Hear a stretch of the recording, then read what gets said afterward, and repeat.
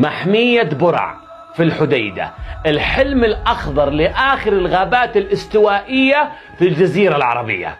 كل شيء هتشوفوه بالفيديو هذا مش هتصدقوا إنه من اليمن. ابقوا معايا في هذه الحلقة الرائعة.